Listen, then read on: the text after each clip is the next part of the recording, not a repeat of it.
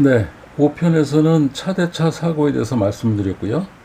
똑같이 6편에서는 똑같은 조건에서 차대 오토바이 사고에 대해서 말씀을 드리겠습니다. 똑같은 조건에서는 오토바이는 약자이기 때문에 모든 과실키에서 기본이 오토바이에게 10%가 더 유리하게 주어집니다. 그래서 같은 폭의 교차로가 같은 폭의 교차하는 도로에서 차대 차이인 경우에는 보통 5대5로 시작을 한다 했는데, 이런 경우에는 차는 6, 오토바이가 4가 되겠고요.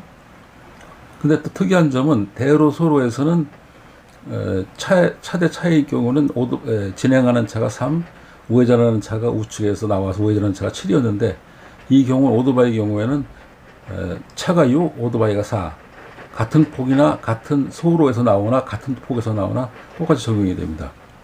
그다음에 노웨이진이요, 주유소 같은 데 튀어나올 때 차대 차에서는 직진차가 진입차가 8이었는데 오토바이는 10% 유리하게 주어져서 3대 7, 직진하는 차가 3, 주유소에서 진입하는 차가 7, 이렇게 주어지게 되어 있습니다.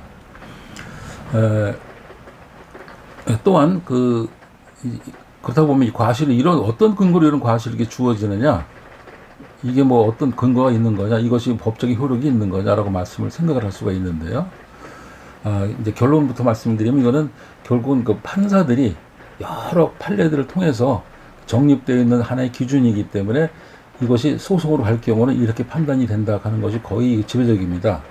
처음에 우리나라에서 자동차 보험을 시작을 할 때, 예를 들자면 8, 90년대에는 우리나라 그 자동차 대수가 얼마 없어서 이 판결 기준이 많이 없어가지고 일본의 동경 1심 재판부의 판결을 가지고 직접 해서 일본 사람들이 만들어온 기준을 가지고 우리가 참고를 했었고요. 이제 2000년대 들어서면서 우리나라에도 자동차 대수가 많이 늘어나서 판결 횟수가 많이 늘어나고, 또 1심에 종사하는 재판관들이 자기들끼리도 같은 유형의 사고가 과실이 서로 달라지면 안 되니까 좀 통일성을 기하자, 이래서 기준을 내놓게 돼가지고 이제 그 기준을 중심으로 해서 이 과실 상계를 적용을 하게 되었고요.